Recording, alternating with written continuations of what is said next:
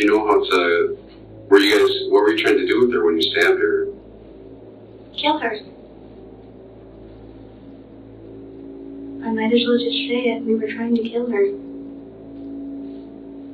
This is going to get me arrested, isn't it?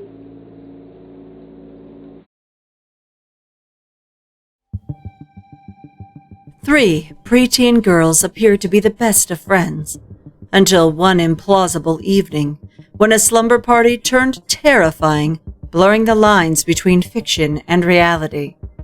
What if one of those ghost stories kids tell at sleepovers came true? This is the story of two girls who would offer up anything to a man they think was intent on murdering their families. And this is absolutely criminal.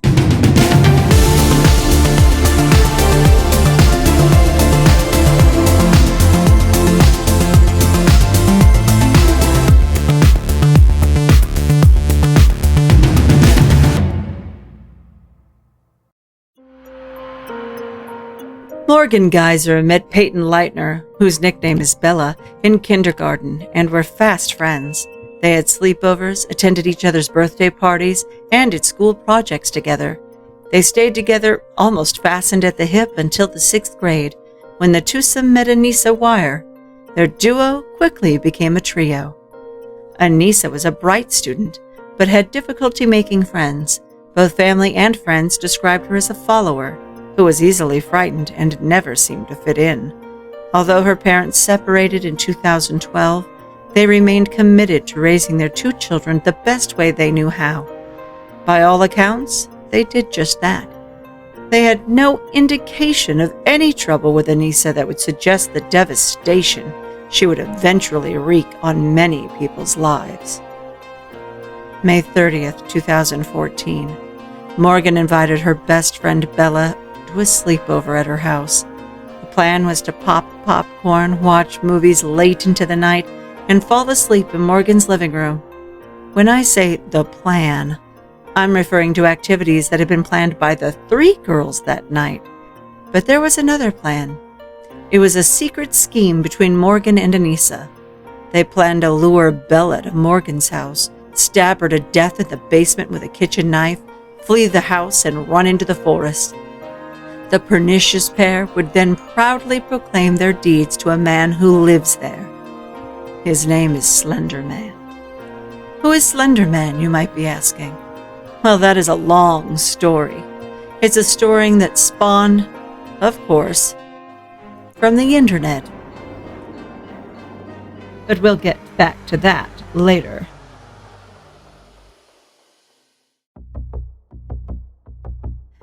Back at the Waukesha Police Department, Morgan and Anissa were questioned separately by two detectives just 6 hours after their transgressions.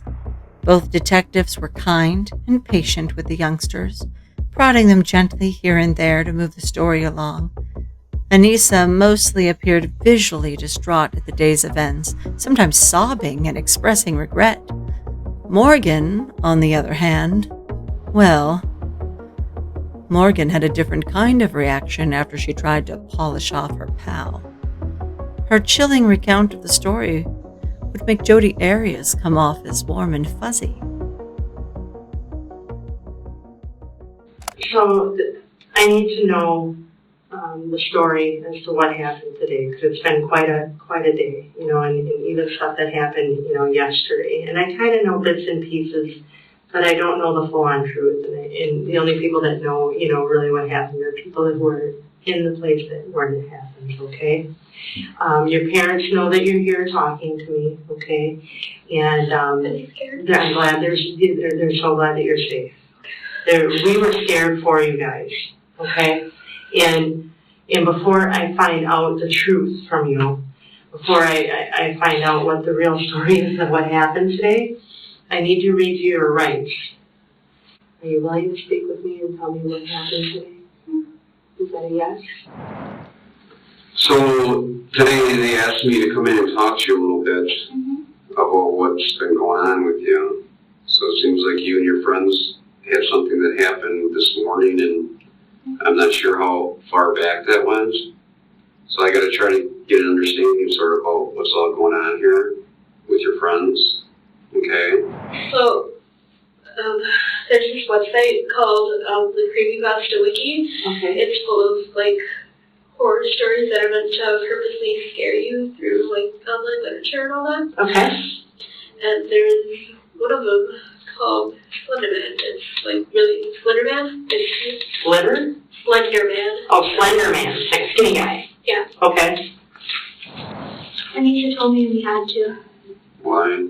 because she said that he'd kill our families.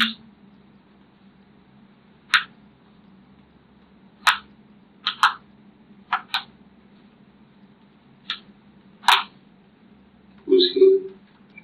A man. I didn't know him, but Anissa knew him. How does she know him? I don't know. Anissa told me about him. He has these proxies or servants, as people call them, Okay. Basky and Hoodie. And Morgan said, "Hey, Anissa, we should be proxies." I was like, "Okay, how would we do that?" And that was around end of December, beginning of January. And you start to be affected by something that's called Slender sickness because of the stigma radiation I see in there. Which is also like cameras don't work around me. So you've never met the Slender? It's more in your dreams or on the computer? Not on the computer because he doesn't like technology. Because it doesn't work around him. Why do you guys know about Slender Man? Because I think Slender Man might have something to do with what's going on with you today. Oh. All right, so back in December or January, Morgan told you, like, hey, we should be proxies, type thing. Yeah. And you said what? Like, I said, "Okay, how would we do that?" And she said, "We have to kill Bella." okay. Okay, and do you know why she said that? Like, why she said that? Because we had to supposedly prove ourselves worthy to Slender. What do you mean she told you you had to? I mean, she told us we had to kill her. Who did? Anissa. When she says us, what do you mean us? Who's us? You mean the two of you or Yeah. somebody else? There's nobody else. First, I was kind of surprised and didn't want to do it, but later I didn't want to leave Morgan all by herself out here because who knows how many creeps are out here. So I decided to go along, tag along, so I let it be. Kind of prove skeptics wrong. So why did you pick Payton? I didn't pick her. Who picked her? Whoever Anissa was talking about. She made it seem necessary, and I figured if it was necessary, then I would. People call her Bella because in like kindergarten or something, there were two Paytons. So the Payton that we were talking about said, "Just call me Bella. It's my middle name." She went by that ever since. Okay. And what did you think of this when she was telling you? I was surprised, but like also kind of excited because I wanted proof that he existed, because there were a bunch of skeptics out there saying that he didn't exist. And then there's a bunch of photos online and sources online saying that they did see him. Okay.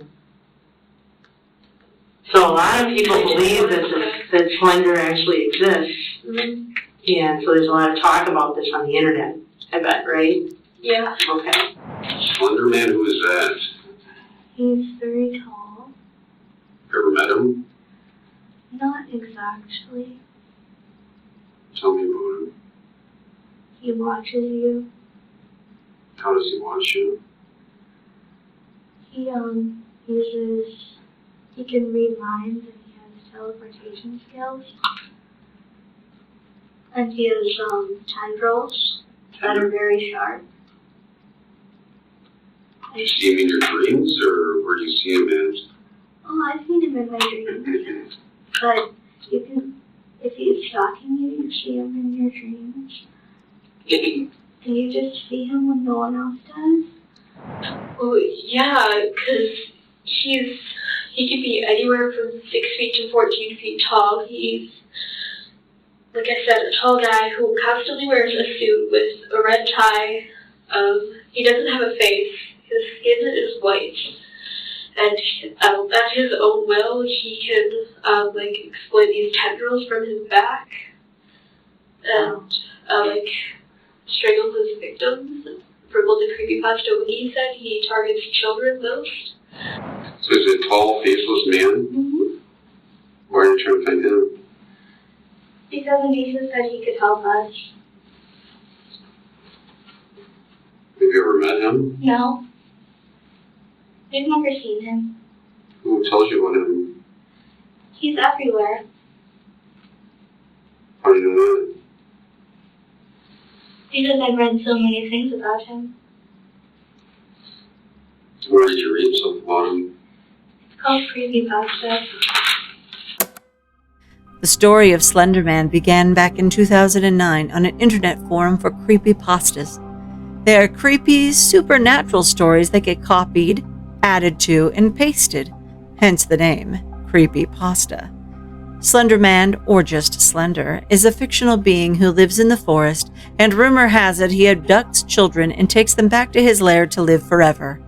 As if that is not hair-raising enough, Slender also has minions, whom he calls proxies, and uses them to do his bidding. But proxies have to show their worth by participating in a repulsive recruitment ritual. They had to somehow demonstrate their loyalty to Slender. Morgan and Anissa's original plan fell apart when one of the girls chickened out. Let's sleep on it, they thought. On the morning of May 31st, after a breakfast of donut and strawberries, they would head out to their local park. One girl would somehow distract Bella, their bestie, and the other would stab her to death with the kitchen knife concealed in her coat. This, they reasoned, would ingratiate themselves into Slender Man's hollow. Now back to that perilous plan. Resuming the interrogation, will the plan unfold or unravel? So she makes the original plan. The original plan is to Kill Bella while she's sleeping at 2 in the morning. and to go to bed around 8 p.m. Mm-hmm. And was she supposed to go to school? They guys all go to school and then go right over to Morgan's house, or?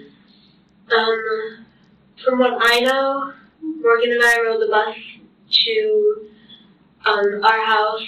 We went to my house so I could pick up my things. I also picked up 2 pictures of my family. Okay.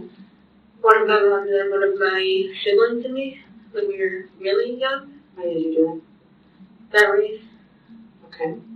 When you said you guys have been planning this from December, when did you decide that you were going to do this today? In December, she said. But how did you know that on May 31st, 2014 was... We didn't know it was going to be May 31st. We knew it was going to be at my birthday sleepover. We had no idea how difficult it was not to tell anyone.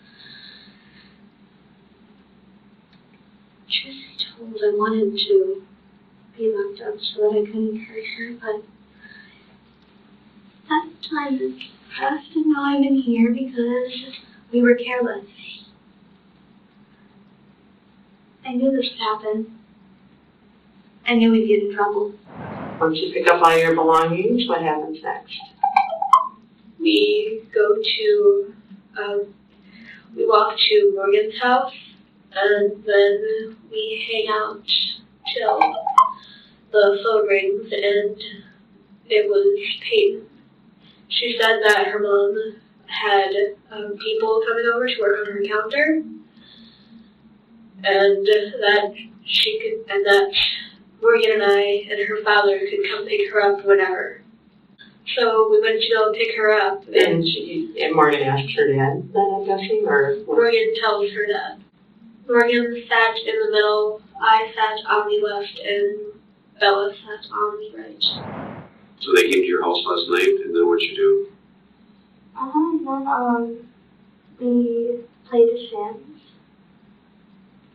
and we were making a family. And then we went to Skateland with my daddy. What time was that about? I don't know, like 6 or something. But and Anissa and Payton were supposed to stay at your house? Mm-hmm.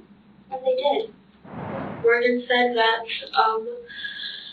at her birthday party, while Bella was sleeping, we were gonna like duct tape her mouth shut, stab her in the neck, and then leave with like memories of everything. Was this was last night at the party? Yeah, but we didn't stab her then. We were too sleepy and tired because we were at Skateland. And when she was sleeping, how were you going to do that? Doing the same way we did now, except we probably duct tape her mouth shut or something. We kill Bella, put her under some covers, make it look like she was sleeping, and then we run. And just leave her at Morgan's house. Mm-hmm. That was the original plan? Yeah, until it changed. We were still planning on waking up really early, but Morgan was being really nice that day, and she let me sleep in like an extra 2 hours and 45 minutes. What I did was, Anissa wasn't very happy when she didn't wake up at 2 in the morning, when she woke up at 5:30 instead. Morgan said, hey, we could go to the park and kill her in one of the bathroom stalls. And she got the knife from her house. We asked her mom if we could play outside. And then Anissa told me to grab my things, and because it was time to go to the park. And then we took Bella to the park with us. So the three of you went to the park? Mm-hmm. And then we played on the slide for a little bit. We went in the bathroom. And then we were singing songs. She said, I can't do this. I'm too scared. You have to. Did Bella hear this? No, Bella was outside. I told her to go outside and play. And then Morgan started freaking out, so I had to hug her and calm her down. And then we told Bella to go back inside. And, I was like, it's supposed to be, from what I read on the Creepypasta Wiki, it's easier to kill people when they're either asleep or unconscious. And it's also easier if you do not look them in the eye. So I asked Bella if she could put herself to sleep. So you guys went in the bathroom? Yeah. What happened there? Anissa tried to knock Bella down and stuff, and I was pacing in circles, singing a song for Anissa. Why did you guys pick the bathroom to do it? I didn't pick it, so I don't know. When they're sleeping or unconscious, they can't scream, and they go around to make it harder for you. Okay. So you asked Bella if she can put herself to sleep? Mm-hmm. When in the bathroom there? Is that what you Yeah, she was sitting this up against a wall. And I was sitting next to her, and I asked her if she could put herself to sleep. And then she said, no, I'm not tired, I can't do that. And then, so then Morgan called me over to where she was standing, which was by the sink. Okay. So then she said, can you try to knock her out? And I said, I can try. So I kind of went like that to her forehead and banged her head up against the concrete. Okay. And then she was just like, excuse you, and pushed my hand away. So I said, sorry, I got bored and I needed something to do. And then she said, okay, tackle. Okay, tackle her. And then I tackle her, Yeah. I get up, and then Morgan hands me the knife and says, I can't do it, you know where all the soft spots are. And And then I tell her she has to do it and to go ballistic, and then she asks when, and I said whatever you want, and she said I'm doing it when you want me to. And then I give it back to her and say, you do it, go ballistic. And she said, okay, I'll go ballistic whenever, when you say you want me to. I told her that I didn't care when she did it. And she said, whatever. So I started walking away, and then like when I was 5 feet away, I said now, and Morgan said, don't be afraid, I'm only a little kitty cat, and jumped on top of Bella and stabbed her repeatedly. okay. Like, she told me that she got her in the lung, right here 6 times, and then like in the leg a few times. Okay. And then she was like, she walked away covered in blood, and then Payton started screaming, I trusted you, I hate you all.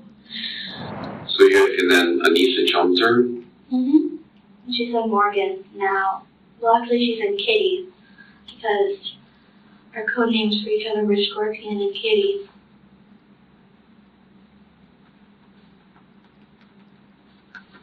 She was Scorpion because she tends to be aggressive. So when she said Kitty now, what did she do? Then we stabbed her. Who stabbed her first? I think Anissa stabbed her first, and then I continued, and then like, she was like, Morgan, make sure she doesn't escape, and then it was like, So you think that it was Anisha first? mm-hmm, You sure? yeah. Not really. Sort of confusing because I've been trying to block out the screams all day. And then, the whole time, Payton was screaming in agony.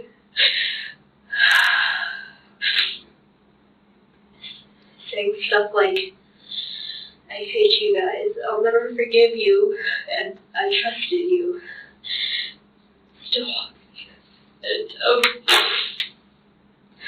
sorry.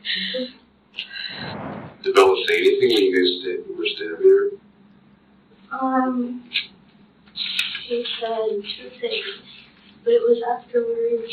She said, I trusted you, and she said, I hate you.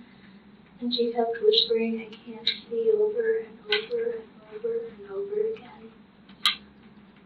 I can still hear it. I see it as I close my eyes. It was really weird. And then I told her to lay down and be quiet because I didn't want attention being drawn. So I said, lay down and be quiet, you'll lose blood slower. So then she laid down. Morgan tried to clean her wounds with Louise. Did she try to get up? Yeah, she tried to get up. She said that she couldn't see, she couldn't walk, and that she couldn't breathe. The girls woke up, wolfed down their breakfast, then headed to the park. They told her to lie down on the ground, close her eyes, and start counting. The girls stared at each other like it was some demented dare. Then Anissa said she couldn't do it. Morgan asked for Anissa's approval. Go crazy, was her friend's response. Morgan hesitates. She says she will only do it if Anissa gives the go-ahead. Now! The word that seals Bella's destiny. While Anissa held Bella down and averted her gaze, Morgan raised the knife above her head. Don't be afraid. I'm only a little kitty cat, said Morgan. She bent down and whispered in her friend's ear. I'm so sorry. Morgan raised up. The knife came down, over and over and over again. The knife missed one major artery by less than 1 millimeter. She took stab wounds to her diaphragm, liver, and stomach. I trusted you, screamed a badly wounded Bella. As Anissa once again looked at her best friend since kindergarten, Bella shouted, "I hate you," time and time again. Away they ran, their frenzied legs flailing as they burst out into the morning. Their status as proxies now assured, left Bella for dead and made a beeline for Nicollet National Forest, some 5 hours away. By car. What the girls failed to realize was that the 300 miles between them and the forest may as well have been 1,000,000 miles. But on they trod, following a road in the general direction, careful to stay out of sight of the passing cars. Meanwhile, Bella, or Payton Leutner, was far from finished, but in desperate shape. She knew she wasn't far from the pavement, so unable to walk, she dragged herself through the dirt and leaves. She knew that road was her literal lifeline, and she let nothing block her course. Finally, a passing cyclist came upon her, bloody from head to toe and struggling to cry out. A call came into 911. 911. What's the address of your emergency? Waukesha County, Lindy. I'm transferring over a caller on Big Bend at the dead end just south of Vivera. Okay. Came upon a 12-year-old female. She appears to be stabbed. She appears to be what? Stabbed. Stabbed? Correct. Okay. Sir, are you still there? Yes. Hi, sir. So are you with this 12-year-old female? Yes, she says she's having trouble breathing. She said she was stabbed multiple times. Stabbed multiple times? Yes. Okay, sir. Are you with her right now? Yes. Is she awake? She's awake. Is she breathing? Yeah, she's breathing. She said she can take shallow breaths. She's alert. Okay, stay with her. We're sending the police department. Don't hang up, okay? Oh, Hold on just a minute. Don't hang up. okay. Okay. Hold on just a minute, sir. We're sending officers. Okay. Is there any assailant around? I didn't even look. I don't see anybody. Had the knife entered her chest a hair's width further, it would have pierced her innocent heart. It wasn't long before police spotted the cruel couple walking together, their clothing bloodied, not far down the road. While Payton's heart was pure, Morgan's organ pumped blood through her veins that was colder than ice and black as pitch. Back in the interrogation room, she's brutally honest about her dark intentions. So how did you know what were you trying to do with her when you stabbed her? Kill her. I might as well just say it. We were trying to kill her.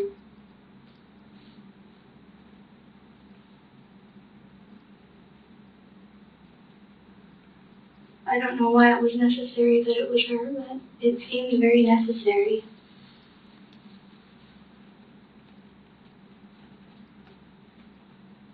This is going to get me arrested, isn't it?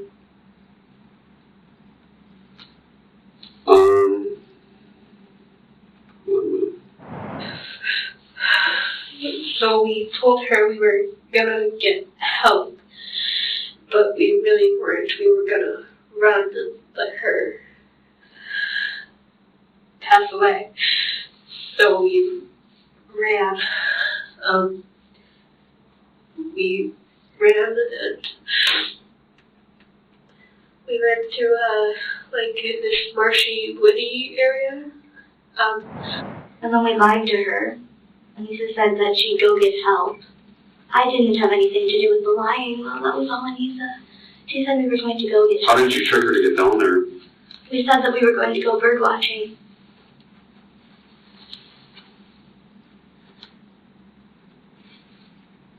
People who trust you become very gullible, and it was sort of sad. Not like offensive, well, that's sad, but it was sad to do this. We were walking, we went to Walmart, and we used the bathroom, refilled our water bottles, and then we left. And then Morgan forgot her gloves in Walmart, so the whole time she was saying, "I wish I had my gloves." We were walking because we didn't want to look suspicious. We were already covered in blood, which looked suspicious, so we didn't run. So at Walmart, you filled up your water bottles and washed off the blood? We considered the fact that we might be, like, questioned why we were covered in blood, but then we decided it's Walmart. So, there are a lot That's normal? Uh-huh. There are pictures of people that are, like, pretty much naked at Walmart. So, nobody looks twice. And then after that, we started walking in one direction, and we were walking for like an hour, and then I complained about being hot. And this was close to a cemetery, I believe. And so we sat, and I drank some water, and then we started up again. Then we just kept walking. And then, I forget where, but I think we kept walking for a while until, one time, walking in a straight line until Morgan said this way, because we were in downtown Waukesha by then. And yeah, we walked all the way downtown. We walked this whole time. Then what happened? And then it was sort of, we ran and then Where'd you run to? we just ran forward. The rule is go Through. forward until you get out of Waukesha. So you ran through the woods or did you run up the road? We ran up the road. We were running and then we hid in tall, very tall grass. Not the tall grass that we were found in. And then these police officers showed up, so of course we hid. Like, I think by your house more? I don't know. Did you see other police looking for you today besides the one that eventually found you? We saw the people by where the trees and the tall grass were. Like police When we hid officers? first. It was one police officer at first. So we sort of hid for a while and then we ran. They didn't see us, surprisingly. We kept going straight until we, when I was still laying on the ground, I actually said, I've had enough of this. I want to call her mom. I want to go home. And Morgan said, if you do that, you'll spend your life in prison. Either that or be executed. Why did she say that? Because she told me that the consequences for murder were being murdered yourself, I believe. When did she tell you that? After I said I wanted to call my mom. It was weird. I felt no remorse. I thought I would.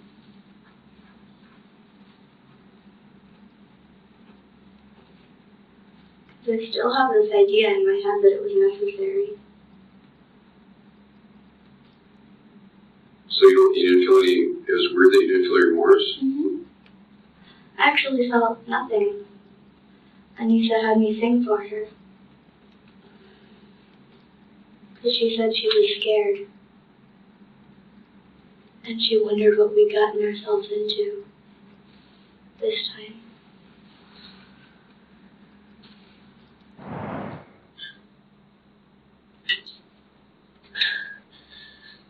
Sorry. Okay. So we, finally, Morgan said we should probably keep walking before the police get on our tails. And so we were walking, and then we heard people, like construction workers or something, working on a building.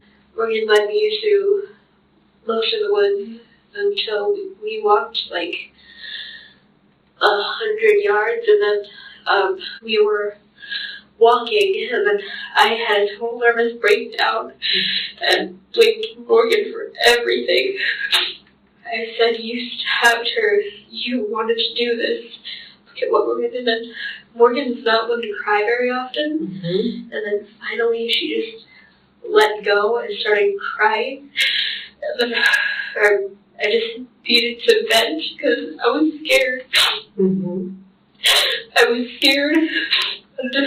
I was scared, A, for myself, and B, for my family, because after we left Payton in the woods, close to the marshy area, that was divine. She said, oh, and there was one thing I forgot to tell you. I kind of sort of made a deal with Slender, saying that if we didn't kill Bella, that he either would or could kill our families and everything we love. And I don't want that to happen, so that's why I did this. And then I got really scared then and started speed walking and trying to get myself out of there. I even started singing to myself to try to calm myself down. And then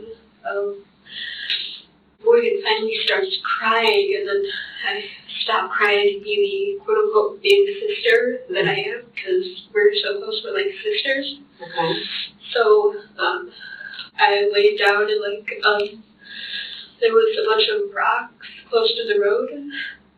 So I said, Morgan, stop crying. It's really cold down here. Will I regret giving you this information later? You know, this information is used to try to get you some help so you don't have to hear those screams and don't have to worry about hurting anybody anymore. Okay. That's my goal here, okay? So we got to figure out how we're going to do that. So isn't the Walmart over by PDQ? You know where that's at? Mm-hmm. Or you think that's when you went to? Sure, I don't know. You don't know? Is there anything else you remember that was around there? No, I just remember that we went forward and forward and forward, and then we passed a bunch of buildings, and we went through downtown Waukesha, we went everywhere, and actually we were singing the whole time. We took turns singing songs to each other. We were surprisingly calm, actually. It was like we hadn't just killed someone, or thought that we killed someone, or stabbed anyone.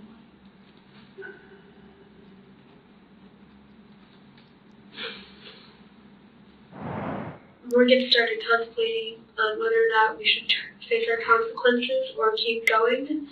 So then I laid down on the grass, and that's when one of the deputies said, put your hands in the air where I could see them, and then they got us. Mommy always says that whatever you do catches up to you eventually. And it did. Did you guys think about what would happen to you? I did. Anissa didn't seem to think anything would happen. One time she said, can we go home yet? And I said, no, we're going to get arrested if we go home. And then she said, oh yeah, I forgot. Thanks, Morgan. And then I said, okay. When he started talking to me, I said, I'm scared. I was told that if I didn't do something for someone, my family would be in danger. And then he said, you're safe now, don't be scared. Then he put me in the back of the car, and then I watched Morgan. How did they find you? Because Anissa said that we should sit in the grass. And I said, Anissa, that's way too obvious. And she was like, no, and then we got caught. So, I was right. The parents of Morgan and Anissa now only saw their daughters behind a pane of glass, save for contact visits allowed once per month. What signs had they missed? How could this have happened? How could they have prevented it? Both families were horrified by their children's actions, and yet supportive of their needs. Morgan and Anissa were still their baby girls, after all. The question at hand was whether or not the girls would be charged and tried as adults. If convicted, would they be released as young adults or as old ladies? Or would they ever see daylight again?